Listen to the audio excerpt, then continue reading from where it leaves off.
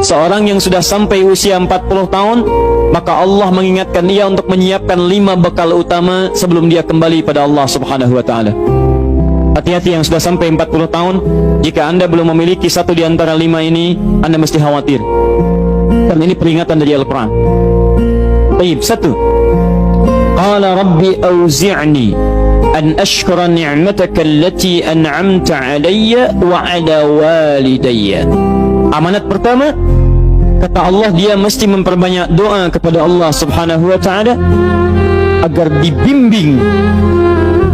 Banyak doa agar dibimbing mensyukuri nikmat hidup, plus bisa meningkatkan bakti pada orang tua. 1. Rabbi auzi'ni an ashkura ni'mataka allati an'amta alayya wa ala walidayya. Perhatikan baik-baik. Ya Allah, mohon bimbing saya untuk selalu bisa mensyukuri segala nikmat yang telah Engkau berikan pada saya sekarang, 1, dan pada kedua orang tua saya. Baik, jadi kalau sudah sampai usia 40 tahun, pertama, anda memohon doa kepada Allah untuk dibimbing terus bersyukur kepada Allah. Ini yang mau saya tegaskan. Lihat baik-baik. Apa itu syukur? Tidak ada makna lain dari syukur yang tertuang dalam Al-Quran dan hadis kecuali ungkapan kebahagiaan atas nikmat yang Allah berikan kepada kita dengan cara menggunakan nikmat itu sesuai dengan fungsi yang telah Allah tetapkan. Misal, kita akan bersyukur dengan nikmat penglihatan mata. Anda diberikan 40 tahun dalam hidup, mata masih bisa melihat. Bagaimana mensyukuri nikmat mata? Kalau Anda ingin syukuri nikmat mata, maka yang paling singkat, gunakan nikmat mata ini sesuai dengan peruntukan yang telah Allah tetapkan. Fungsi yang telah Allah tetapkan. Apa fungsi mata? Masih ingat? Melihat yang baik-baik. Quran surah ke-24 ayat 30 untuk laki-laki, ayat 31 untuk perempuan. Qul lil mu'minina yaghuddu min absarihim. Katakan pada pria-pria yang merasa punya iman. Dengan iman itu dia yakin dengan akhirat. Wa bil akhirati hum yuqinun. Karena yakin dengan akhirat dia sadar akan pulang dan dia tahu nikmat matanya akan ditanya oleh Allah Subhanahu wa taala. Katakan pada pria-pria yang yakin bahwa matanya akan ditanya oleh Allah. Quran surah ke-17 ayat 36. Innas sam'a wal basara wal fuada kullu ulaika kana anhu mas'ula. Setiap pendengaran Anda, penglihatan Anda, plus apa yang Anda fikirkan, satu saat akan ditanya, dipertanggungjawabkan di hadapan Allah Subhanahu wa taala. Karena itu kata Allah, katakan pada orang-orang yang yakin dengan itu semua, ghuddu min absarihim, matanya hanya boleh melihat yang baik-baik saja. Yang tidak baik palingkan. Ibu juga sama, ayat 31-nya. Wa kullil mu'minati yaghdudna min absarihinna. Katakan pada perempuan yang merasa yakin dengan Allah, yakin akan pulang, yakin akan ditanya, matanya hanya boleh melihat yang baik-baik saja menurut Allah. Yang tidak baik palingkan. Di ghaddul basar itu bukan nggak boleh lihat, Pak.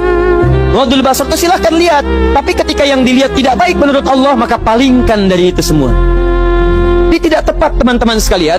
Anda hanya mengucapkan alhamdulillah ya, sampai sekarang penglihatan masih baik. Belum cukup. Baik itu dipakai lihat apa? Penglihatannya baik, tapi masalahnya yang dilihat baik tidak. Itu poinnya. Maaf, ada anak usia 4 tahun, Bu, Pak, tidak bisa melihat. Dalam tidak bisa melihatnya, dia masih mau menghafal Al-Quran. Namanya Mu'af. Tinggalnya di Asyut, adanya di Kaira, negaranya Mesir. Matanya nggak bisa lihat, tapi dia sampaikan pada bapaknya, Pak, saya ingin menghafal Quran. Saya ingin menghafal Quran. Kata bapaknya, kamu yakin? Saya yakin. Baik, keluarga sederhana, punya cuman motor yang sangat luar biasa tidak bagusnya. Dimodifikasi dashboardnya, menempuh jarak kisaran 20 km. Datang pada syekhnya, bapaknya kemudian membonceng, muadnya di belakang. Teman-teman sekalian, setiap berangkat datang pada syekh, dapat hafalan baru, bapaknya tulis ayatnya, disimpan di dashboardnya. Di jalan lihat ke sini, lihat ke jalan, lihat ke sini, lihat ke jalan. Mu'adz bacakan ayatnya, bapaknya mendengarnya. Secara singkat, tiba-tiba setelah itu fasenya berakhir, jadilah anak ini hafal Quran. Yang ngantar belum hafal Quran, yang diantar nggak bisa lihat hafal Quran. saking mudahnya Al-Quran, yang nggak bisa lihat bisa hafal Quran. Tapi bapaknya dapat pahala dari transferan anaknya. Perhatikan baik-baik. Begitu dibacakan Qurannya, bagus makhrajnya, viral kisahnya. Begitu viral di Timur Tengah, datang reporter mau wawancara. Pertanyaan pertama, kalau Adinda diperkenankan oleh Allah untuk bermohon saat ini, apa yang mau dimohonkan kepada Allah?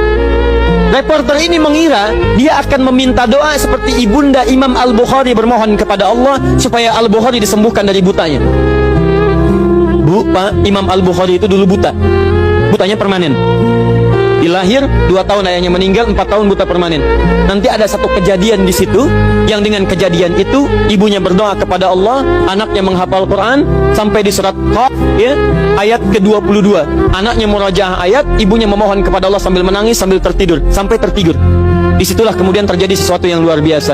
Seketika Allah sembuhkan Al-Bukhari kecil, matanya bisa melihat kembali. Karena kajian kita bukan di sini, lain waktu nanti saya terangkan. Anda yang punya kitab Fathul Bari, Syarah Sahih Al-Bukhari, beli jilid pertama, kitab Muqaddimah, halaman 634, paling kiri, paragraf yang ketiga, baris 1 sampai dengan 9. Anda temukan kisahnya. Nah, reporter ini mengira ini Mu'adz akan minta kepada Allah seperti Al-Bukhari kecil memohon kepada Allah, matanya bisa melihat lagi.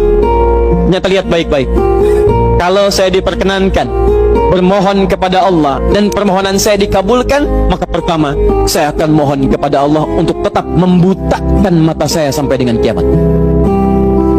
Ya Rabb, mohon butakan mata saya sampai kiamat, karena dengan buta mata ini saya bisa menghafal Quran. Saya takut ya Allah, kalau saya melihat lagi, mata saya melihat maksiat dan hilang Quran dari hafalan saya. Anda bisa bayangkan, anak kecil 4 tahun, mata nggak bisa lihat, digunakan menghafal Quran. Dan dia takut kalau melihat matanya dipakai maksiat. Antum dikasih 40 tahun, 40 tahun, lebih daripada 4 tahun, lebih dari 14 tahun, Anda sampai 40 tahun, dipakai mata, dipakai apa mata Anda sampai dengan hari ini?